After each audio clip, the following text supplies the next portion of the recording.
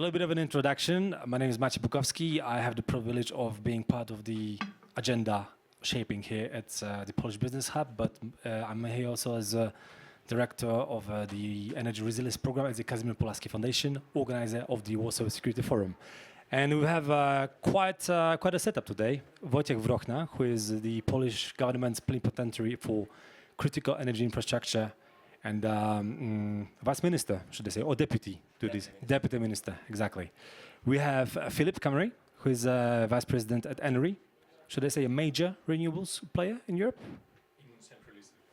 That's even better. Resonates better with the title. And we have Adam Sikorski, who is CEO of Unimod. It's the biggest private fuels company in Poland. So do I. And actually, there was one more person that I hoped is going to join us today, but eventually he couldn't. Jan Rosenov, who is a program director at the Oxford Institute for Energy Studies.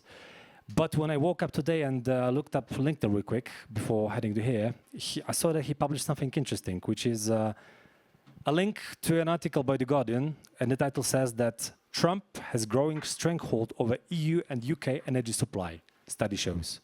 Now he's speaking, there's certainly going to be some highlights on energy, but I felt like maybe for a little icebreaker, given the scope of our conversation today, I would ask you, since you are in Davos, the place where all these conversations happen once a year, have you heard anything that somehow struck a note with you, that maybe somehow is related to the fact that indeed we're increasingly dependent on the US in terms of energy supplies, or actually for anything else that you deem relevant for that matter in the transatlantic energy relations? Minister. I mean, as Poland or Europe? Or both? They should say Poland first these days. Yeah. So I'll start with a couple of words on when we see our cooperation with our US partners and how we structure it and what's the objective of this cooperation. So basically, when it comes to the energy cooperation with the US partners, we basically have two streams. First is nuclear. We are currently developing first nuclear power plant, the project north of Poland, based on AP1000 technology, so technology that is provided by the US-based Westinghouse. Although the company is co-owned by two Canadian companies, Brookfield, a huge pension fund, and Cameco. Yeah, I mean, we can argue whether it's a American company or a Canadian company. I'm saying it's an American company owned by Canadian investors. So yes, that's the first stream of cooperation, nuclear, large scale, but you also have small modular reactors. And when it comes to small modular reactors, we are also working with American technology. GE Hitachi is developing X300 small modular reactor, and Polish Orlen and Synthos JV is developing this technology. So when it comes to nuclear, yeah, I mean, definitely we are somehow focused on the US. But here comes the question, where we're becoming more dependent from the US. To some extent, yes. But on the other hand, if we are speaking about the technology, we have a limited selection. We have American. First, start with the large scale. You basically have a French EPR and American AP1000. There is a technology that is developed by Russia, VVR, but we do not want due to political reasons. Definitely don't. Yeah. And there is also a Korean technology, but I don't know exactly why, although I have some suspicions that the Koreans somehow working with the Americans, they decided to split the markets, and they no more willing to go for the European projects, a part of the one in Czechia. So, although we are somehow getting more and more involved working with the US on nuclear, the truth is that we also have very limited choice. So this is first. The second, LNG. Of course, we are importing more LNG from the US, and this will ever increase. But again, if you take a look at what situation we had in Poland like 5, 6, 10 years ago, we've been importing gas from Russia mainly, like 80, 90% of imports were from Russia. Now we have imports from Norway through Baltic Pipe. Around 40% of the total consumption or the total import in Poland comes from Russia, from Norway, sorry. We are importing from Qatar. We are importing from the US. We have also domestic production. So one may say that we are becoming more dependent on the US LNG, but the truth is that we are diversifying from what we have like a couple of years ago.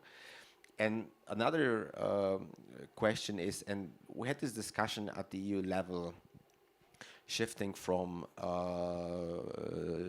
Russian gas, and it's not the case of Poland, but when Poland started to present this Repower Europe regulation, we've been, trying to persuade our European friends to phase out Russian gas, and we have been successful. I mean, many of them were raising the following question. Switching from Russia to US, from one dependence to other dependence, is it wise? But here I can only reply that you cannot compare Russian weaponizing of energy supplies to the American market that is deep. You have competition, and basically it's still it's a different structure. It's a different structure of the market, and it's a living democracy. Yeah, so it's a totally different situation. So answering the question of whether we are somehow becoming dependent and how we are building our autonomy, how we are building our strength in terms of energy resilience, the truth is yes, to some extent we are getting more and more dependent from the US. But the practice is that this dependence is totally different that we had some years ago. And of course, just to end, it's only a small part of the market. We're speaking about nuclear. If we build first 3 units, once we build it, it will deliver around 10% of our energy consumption. Yeah, and it will develop an industry on which you can then build more. Exactly. Yeah. So, but then we still have renewables. We still have gas-fired power plants. We still have storage. So then, huge part of the energy production will be based on domestic sources. And then at the end of the day, once it's built in Poland, I mean, this AP1000, it's based in Poland, it's producing in Poland, so it's not this direct dependence. That's how I see it. So basically, the takeaway from what you have said is that we are either already diversified enough or in the process of being diversifying to the extent that will guarantee us that autonomy eventually. Yes. Good. That's how I see it. That's hopeful. But Philip, one question brewing in my head now that you do renewables, basically, and that there are no renewables unless we have these heaps of different sorts of critical minerals, right? And that appears to be yet another dependency that we are entrenching ourselves in. And I wonder, I mean, it's not only Mr. Trump that is pushing the envelope on this, but I mean, Poland, with its energy mix and the challenge that we have to transit away from fossil fuels, eventually, that part of guaranteeing those minerals is a big part of the equation, right? what would be your take in terms of like how, the bigger picture, geopolitics, not enough supplies, how to secure them in order really to deliver the transition, not only in Poland, but then in the region? Yeah, no, sure. I think in general, the current political situation showed us that we need more independence and sovereignty in how we produce our energy and how we power our industry in Europe. And I think in that sense, it was a very good wake-up call for Europe to think of how to ramp up own generation capacities and how we think about creating and producing enough power and electricity to keep industrial manufacturing competitive on the European continent. So I think in that sense, it was a good move to diversify our options for supply for fossil fuels. We're now less dependent on Russian gas and have opened a lot of other import partners that can be traded with to use the existing gas infrastructure and existing fossil infrastructure that we have and that we are somehow dependent on. So we managed to diversify on that side. And it was a good wake-up call to be faster on the deployment of renewable and clean technology to decarbonize and to be able to produce the power needed to... By that you mean wind and solar or something else also? Definitely. Wind, solar, hydropower, but also battery capacities in a big sense. Yes, these technologies are highly dependent on critical metals, which are not necessarily being sourced in Europe, but it's a technology that can be deployed once with a large capital investment and then used for many years without the dependency on constant fuel supply or anything, because the sun is shining, the wind is blowing, and we are capturing that energy and transform it into electricity. Also, with the investment into renewable, we're building a stack of that, those supplies in Europe that we can then reuse. Like, yes, batteries have a lifetime of lithium-ion batteries have a lifetime of 5 years, but there are technologies and processes out there to refresh them, to use them for another cycle and another cycle and another cycle. So it's kind of, we're building up a stack that we then need to keep and maintain, refresh, and keep operational. You mean the hardware, actual hardware? Yes. Exactly. Okay.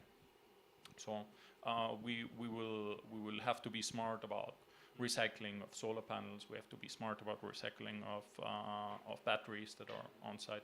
We have to think of what to do with the materials that go into the wind turbines, even though a lot of those components are still supplied by strong European manufacturers. And I think with that, we really can transition to an energy mix that can power competitive manufacturing in Europe. Yes. That was very positive, I would say, giving some hope in a way. Because, for instance, I recall that there was conversations some years ago when the Critical Raw Materials Act was being adopted. Everyone was thinking it's in the 30s, it's years ahead. Now it's 3 years and a half from now. It's tomorrow, basically. And there's so much we have to do still. But before we do it, it's not like we're going to decarbonize from one day to another. And hydrocarbons will continue to play a major role in energy security in years to come. And I wonder, Adam, because you are possibly, of all the people I have met here, the person most knowledgeable about how important it is to keep those reserves of fuels and basically to have that fuel security in the country, not only in the meantime, but basically those fuels in a way, one on another, will be needed for years to come, right? Generations even.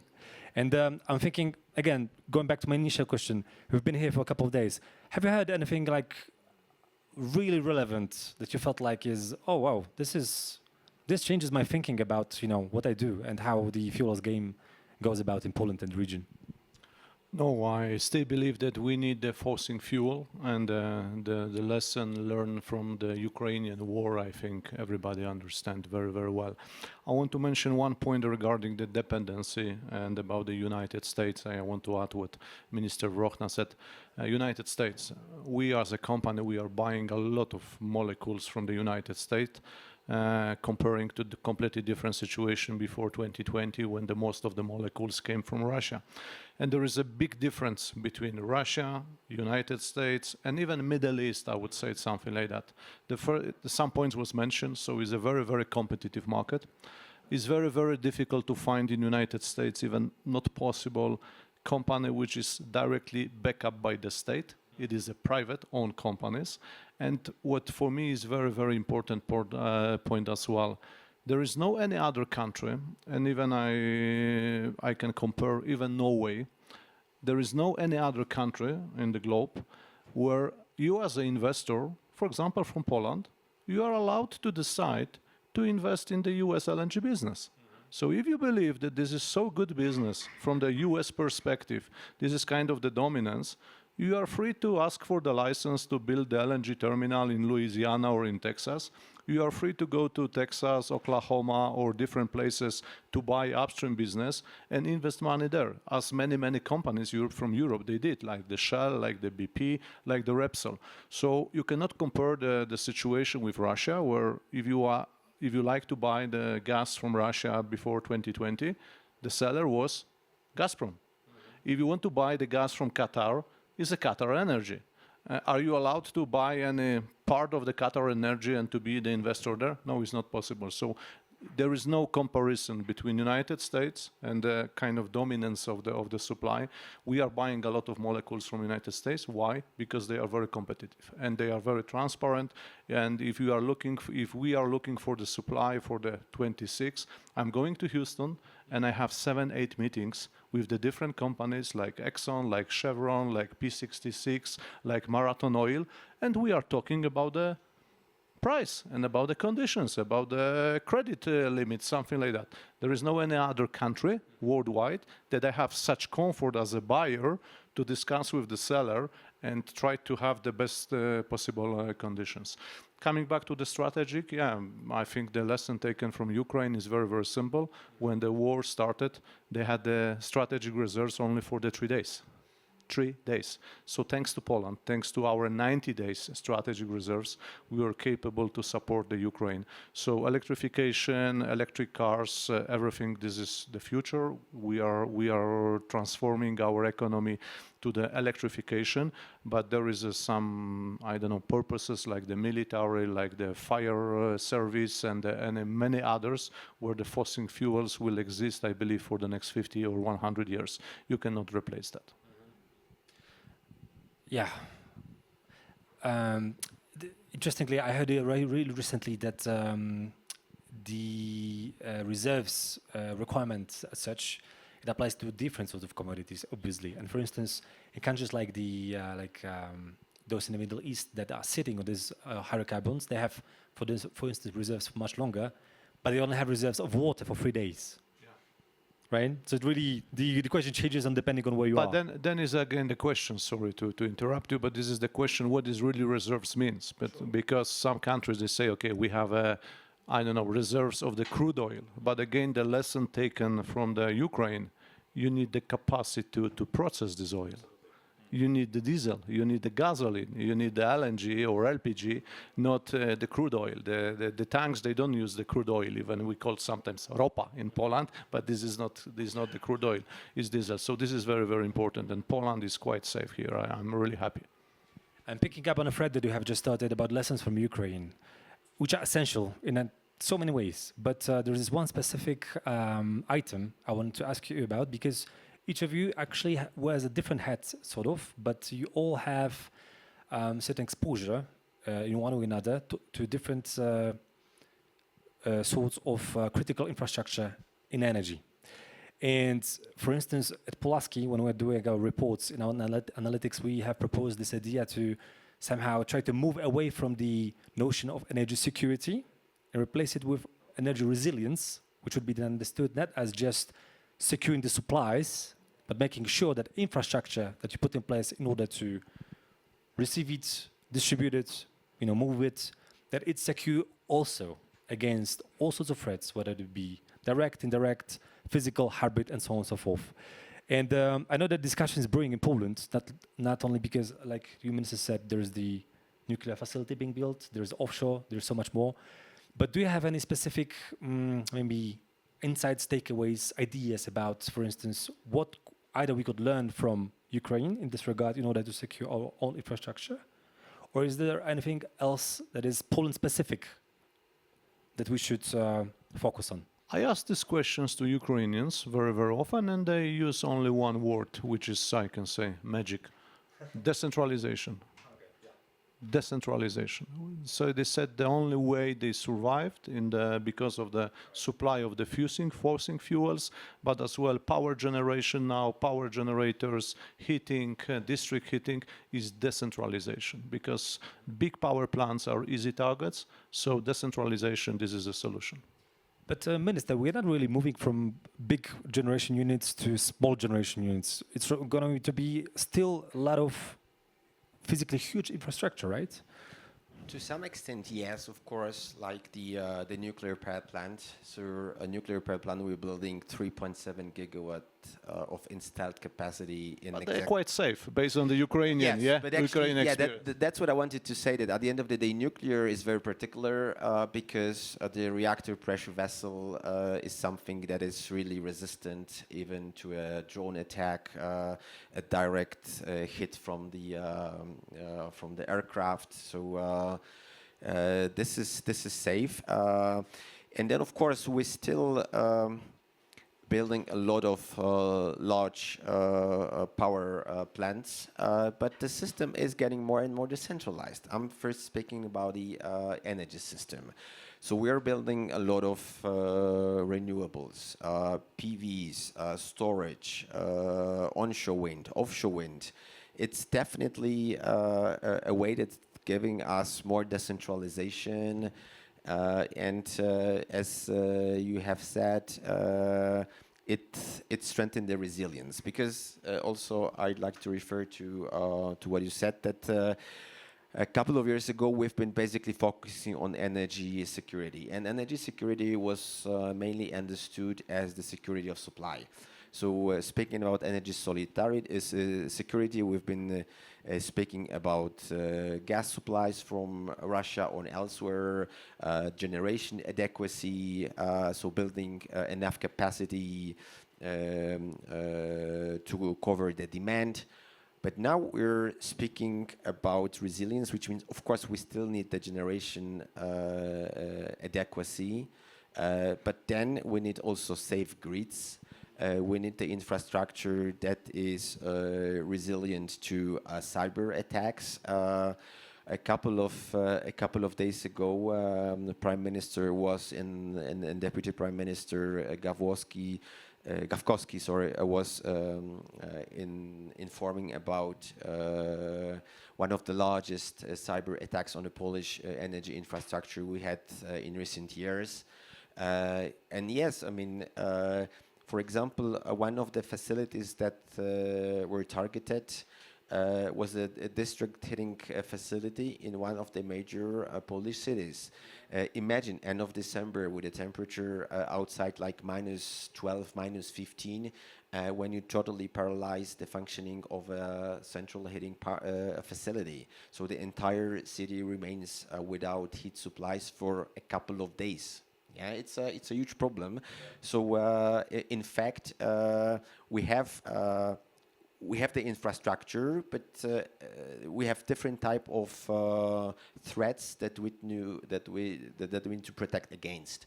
So yeah, the resilience is something different than a simple security, and we need to work on different levels to have the operating and secure and resilient energy system. Philip, over to you, because I'm wondering what's your thought on this with regard to renewables infrastructure, but with yet another tiny layer, which I felt like maybe indeed you in the renewables field might have some ideas on, which is the fact that, well, not only in Poland, is a rule of thumb, I guess, throughout most of the EU at least, is that it's the developers that are primarily financially responsible for putting all these safeguards that are needed against, the threats that they face. But then, let's say, I'm not sure if that ever happened, but let's assume that, I don't know, you have a wind farm, and that wind farm is turned off. It's a privately owned facility, but it's, hacked, whatever, destroyed, damaged by an external, entity. It's turned off. It does not produce electricity. So then eventually it's the state, or even the society, should I say, that is aimed at. So I wonder, what's your take on this? Should we, as some argue, somehow try to move the needle a little bit so that there is a little bit of more of a financial burden on the state to finance this, or should it remain on the shoulders of the private business? So to pick your second question first, because there I have a quick answer. There are more and more regulation upcoming on the security standards you need to comply with as a renewable energy or as any European energy supplier, with NIS2 and a lot of other cybersecurity requirements that ensure that those strategic infrastructure assets are secure and protected against external threat. And we're working a lot on putting up our safeguards in that regard. We have our assets being targeted, but so far we have been very well equipped to defend those assets and get across it. On your question regarding resiliency, I think for real resiliency in the energy infrastructure, we need two things. We need decentralization, but close interconnection. So I think renewable projects are highly contributing to resiliency in combination with batteries, because that makes it more flexible and actually a positive actor in the grid that manage to shift loads, give flexibility, stabilize frequency, and give back to the grid. On that side, I would also counter-argue that renewable energy projects are not always small. We just gave notice to proceed to a project in Romania that is 761 megawatt peak with a gigawatt of storage. So that contributes massively to the generation capacity in the region of Bucharest. And with the battery capacity that is there, is really strengthening the grid. On the other side, we need a massive investment into the transmission capacities that we have in Europe to take advantage better of all the generation capacity we have.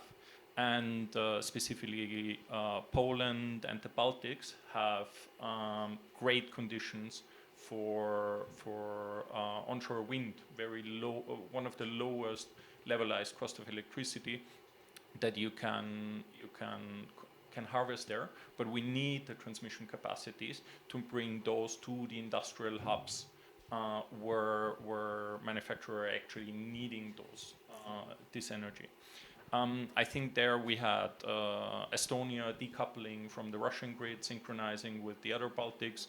I think that's a huge opportunity for Poland to tap into these generation capacity and be like a trading hub for energy in the European setting, as well as position itself for growth, because we're in a moment where in the first time in history we see a huge increase in electricity demand coming from data centers and computing power that needs new facilities to operate. And I think in that regard, Poland is very well positioned to capture this demand and provide an energy mix that can sustainably power this infrastructure. I remember when last year the first giga data center was announced in Poland, or should I say in participation with some Baltic states. And the one notion that was somehow omitted when addressing the whole issue is where are we going to get the energy from for this, to power it up? It's an issue everywhere, isn't it? But I have a few numbers in that regard, because the renewable energy generation capacity is there, but we're losing a lot of energy in the grid with curtailment. So the European Union lost 9 billion in electricity through curtailment in the last year, which was not able to be transmitted to the hubs where we needed to. Overall, the European Union is using 40 million in welfare that could be created by better interconnection and better It's a lot of money. Yes, that's a lot of money. It needs a lot of money in investment for into the energy grid. It's estimated to be between 400 and 500 billion that needs to be invested in the grid if we stick to current technology. If we use and tap into grid enhancing technology where we actually lower a little bit the safeguards we are operating in, because right now we're operating with very high margin of safety. We can push that down by using better technology, AI, and using the transmission infrastructure we have better. But that's a huge lever we can pull as a European Union by working together more closely and tapping into the infrastructure that is already being built and the opportunities we have to build even more. That makes me all the more glad that in Poland we're taking the grid seriously. I remember you, Minister, a couple of weeks ago at the presentation for the PSE, Polish Energy Grid Operator, with like a big bang announcement that they have a strategy, not for a couple of years, but for more years, and the billions of zlotys being spent on the grid update. But maybe we'll stop for regarding this grid here now, and I wanted to solicit your thoughts about sort of a different sort of grid, because we had this lovely chat earlier on today, Adam, about the fact that Poland is oftentimes referred to as sort of a hub or like a wannabe hub.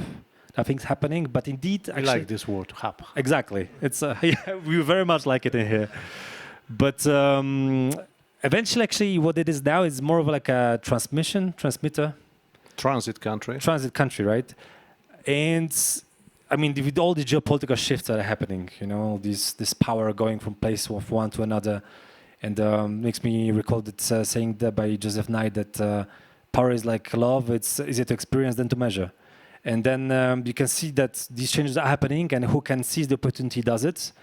But can Poland really seize the opportunity to become an energy hub? Maybe, Minister, over to you first. I'm curious. I think we are in a very particular moment when if we basically work in a very wise manner, we can achieve something that we're calling energy hub. But then you need to be very precise, because we're very often using the word hub referring to the gas hub. Yeah, when we're speaking about the gas sector, is totally different when we speak about the electricity sector. So first, a gas. I think it's much easier to build a gas hub. Because Poland is well placed, we have access to the Baltic coast. We have one LNG terminal. We are currently constructing the second one, floating terminal. I believe that in a couple of weeks, Polish gas TSO will open an open season procedure for another floating terminal. We have a situation when, because of the EU legislation to phase out Russian gas, our neighbors, in particular Ukrainians and the Slovaks, need new volumes of gas to be delivered from different sources than Russia. So there is a market, and there is a technical opportunity to send this gas, let it be American LNG, to Polish regas terminals, and then through Polish system further down to Slovakia and Ukraine. And in fact, if we deliver, if we achieve it, then we can say that yes, Poland will become sort of gas hub for the region. Of course, to do that, we need to do a bit more. We need to create a a flexible market because we need more traders, we need more shippers. It's connected also with the electricity market to some extent because of the increasing share of renewables. We need more backup capacity. Very often these are gas-fired power plants, so Polish large energy, electricity utilities are building new gas-fired power plants. They also want to diversify gas supplies. Polish companies like PGE, they're thinking about direct supplies of US LNG from to Poland to supply their gas-fired power plants. But to do that, they also need to have an operating competitive gas market. We need to build it. We still don't have it. What needs to happen for it to re-emerge? A couple of things. We need more. We need to slightly change the regulation. For example, the storage obligation that is put on the importers.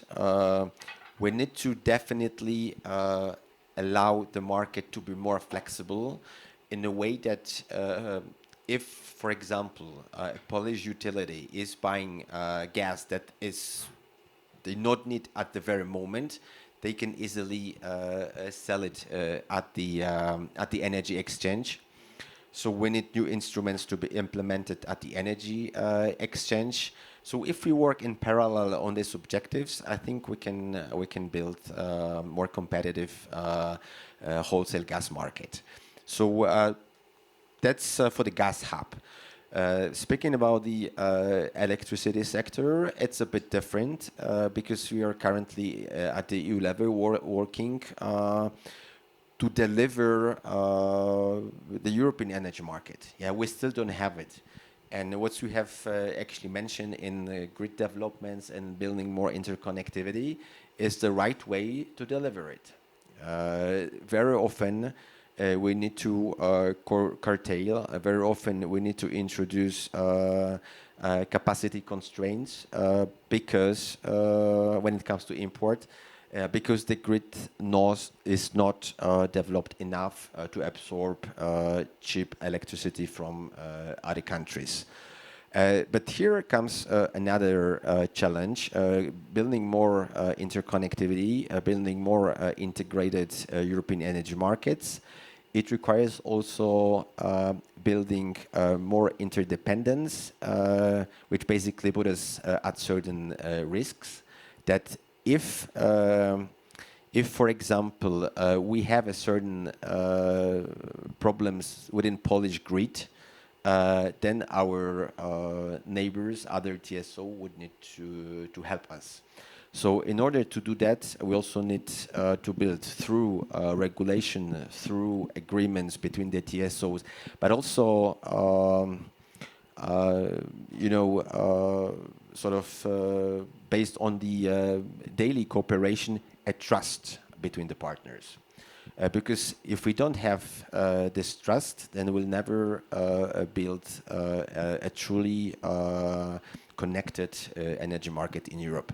But do we have a good legal framework for that? Poland, a couple of years ago, has challenged the Opal decision, European Commission decision that has granted a regulatory exemption to Opal gas pipeline. And basically that the challenge was successful. And the challenge was based legally, from the legal perspective, on the energy solidarity principle. We have been arguing that the European Commission approving the regulatory exemption to the gas pipeline has not taken into account the energy solidarity principle and basically put energy security of Poland at risk. And the court said, yes, energy solidarity is a legal principle that is binding to the European institutions and to the European governments. So I do believe that we have a legal framework, as I said, this energy solidarity principle that could serve us as a good tool to better cooperate, to build the mutual trust, and deliver the energy market. But you have asked about the hub. So here situation is of course a bit different, because Poland will never be as sort of a energy hub compared to what we can do for the gas subsector.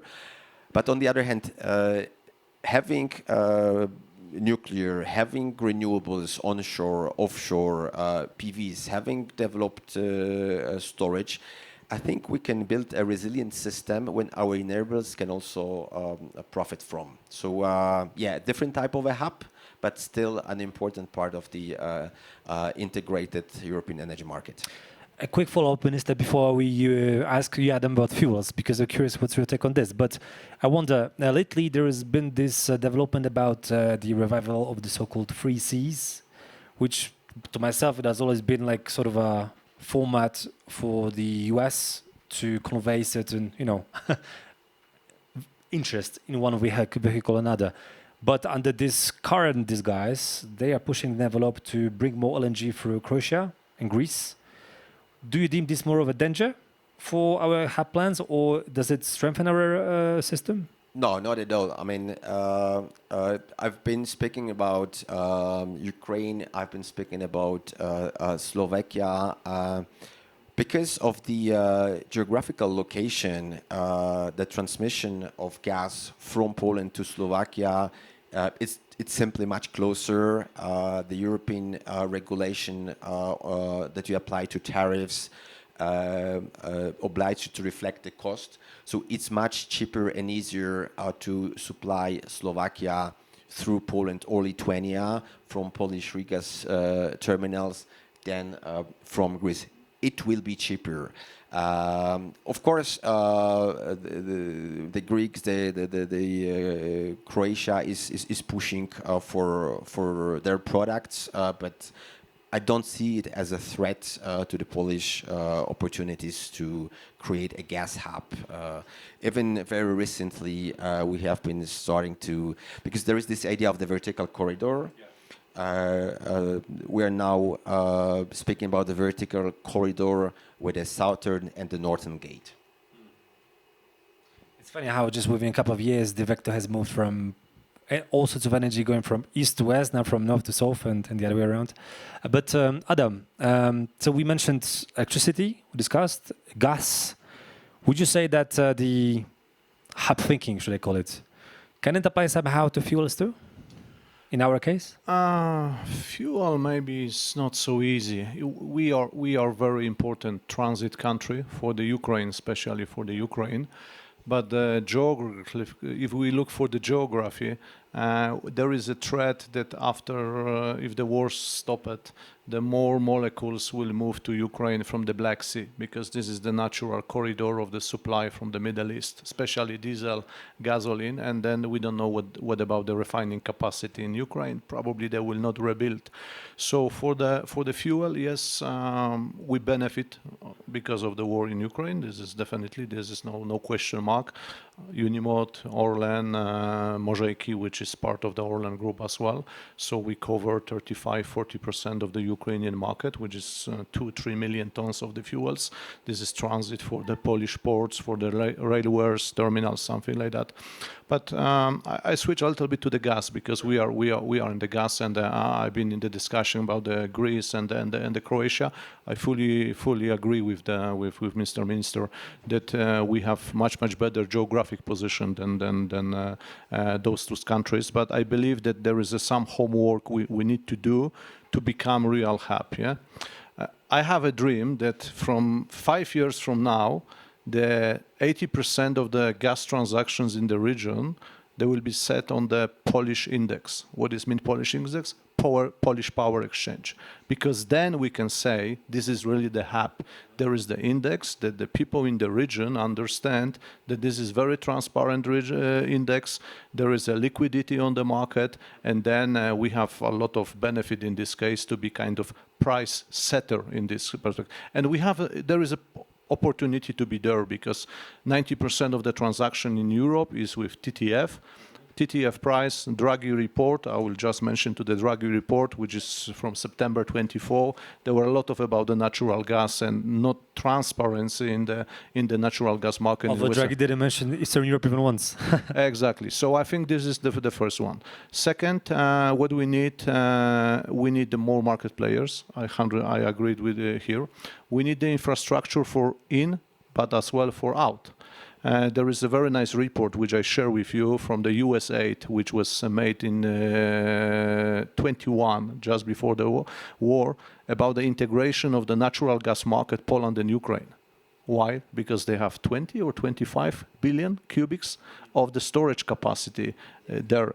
So if you are looking for the long term to really create the real hub, we need the financial instruments. So Warsaw Power Exchange, we have that. We need the financial market, Polish banks to be ready to finance commodity transaction, and there is as well huge need on this field. Interconnectors in out and the market players. And I can say 5 years from now, we can become one of the most important hub, not only in Central Europe, number one, but as well in the Europe, because we have everything what is needed to do that. Yeah, we should apply ourselves really to deliver that, because it's not a pipe dream. It's actually it could happen. Yeah, it's just next step we have to do. I can say Ukraine, and again, Warsaw Power Exchange. A lot of people are not mentioning that. This is one of the few markets, so transparent market in the commodity sector in the world. Most of the transaction, natural gas, is OTC transaction. So market player and the market player. This is not transparent. It required deposits and something like that. So Warsaw Power Exchange, this is really directions which I believe we need to invest, related to the electricity as well. Because you don't need to make a lot of physical transactions to be the hub. You can do the paper transaction. You can secure the paper transactions as well. There is a 5 paper transactions comparing to one the physical. This is how the market works. Yeah, there's more paper transactions than the physical, and there is not many instruments now in Europe to do that. Warsaw, yes, we can do that. For the few minutes we have left, I was thinking one final major question that I should ask you, given all that you have said, and given that Mr. Trump, whom we listened to slightly before we started, happened to have mentioned already the notion of the big green scam, he called it, I think.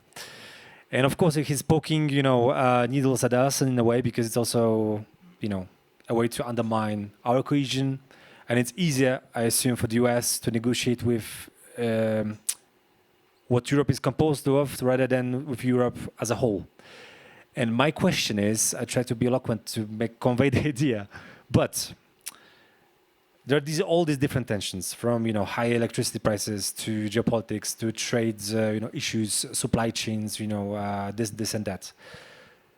Just today, I think some MPs in the German Bundestag said that, from CDU, I think, that perhaps we should rethink or green thinking about how the system is structured and how we're pushing the envelope on renewables, because they did the cardinal mistake of going back on nuclear. And so, what's the way forward? Is there going to be some sort of a scale back of our renewables ambition?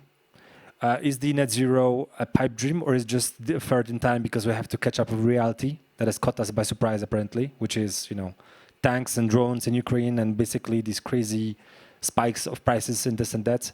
Should we perhaps, Minister, I was thinking, I know the people in Ukraine who are advocating for exempting them from, let's say, all these green rules in Europe in the energy trades. Like, how should we tackle this? Because there's so many dangers now in the, wherever you look. How do we preserve the ambition we have set before all that happened? It's a very good question, but the answer could be very, very long, but I'll try to be brief.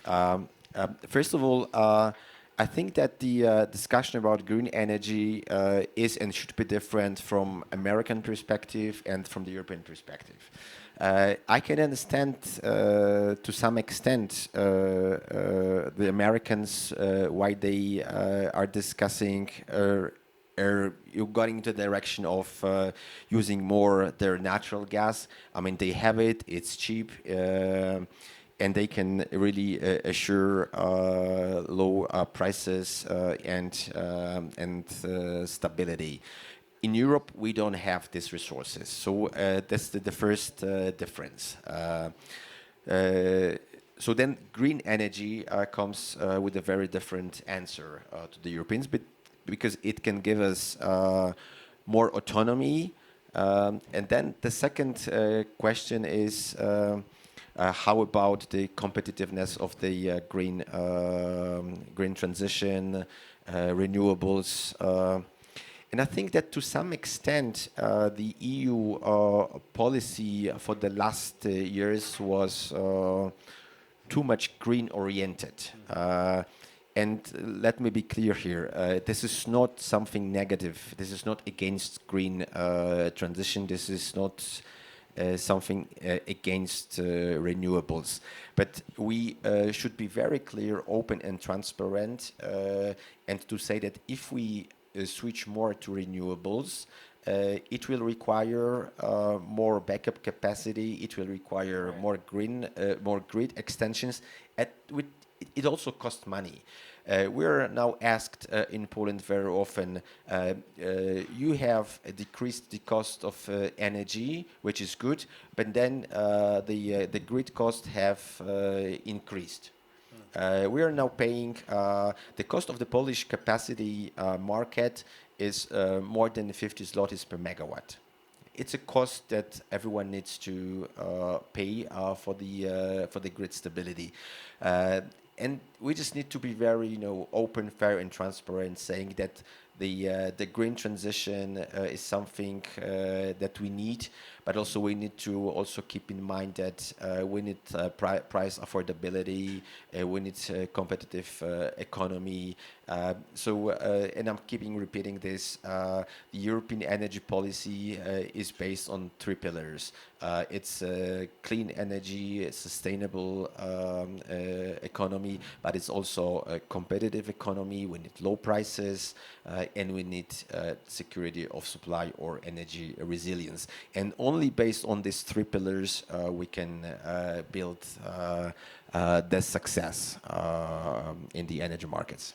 Okay. If we don't switch to green energy, we'll die. We'll have in Poland. You had Storm Boris. We'll have bigger storms. We have destroyed roads, destroyed power lines, and it will. We'll plenty. I mean, first the economy will be destroyed. We had it before. It will come again. Yes. Listen to this smart man instead of interrupt. Please. But I'm ask you the following question. In December, in Poland, we only had a couple of hours of sun, not a couple of days, a couple of hours. The wind was not blowing for most of the month. So how to produce electricity from renewables?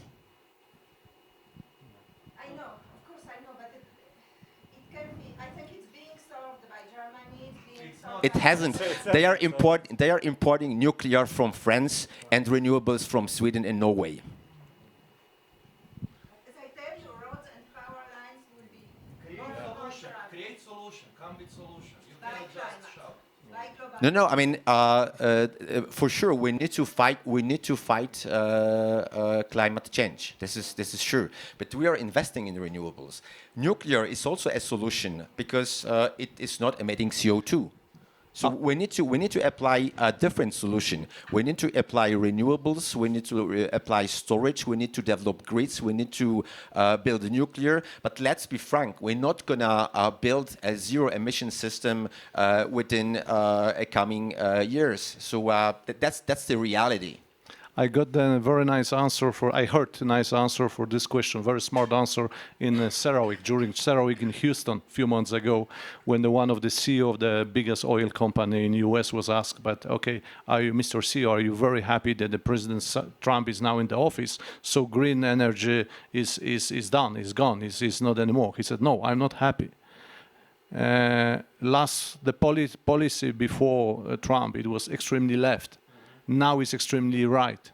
I don't like that as a business. I want to have the long-term thinking. I want to have the strategy because then I'm safe, secure to invest money of the financial sector.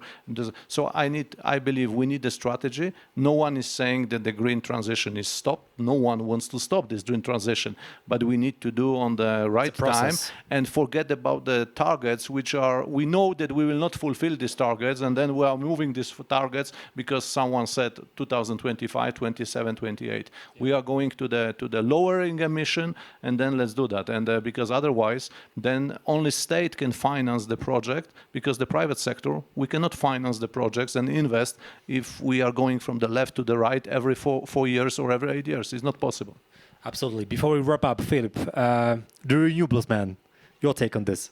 Yes, of course. I mean, I couldn't agree more with what has been said, but I also think that renewable and electrification is the way to go. And historically, it has been a lot of subsidies going into this, but we reached a point where really economics are driving implementations. And I disagree with that we're not going to meet our targets. I think we're going to overshoot our targets because the economics will pull business decisions towards clean solutions because they're the cheapest way to go. And if we look at electricity But we already missed many targets, I can say. Sorry. Yeah.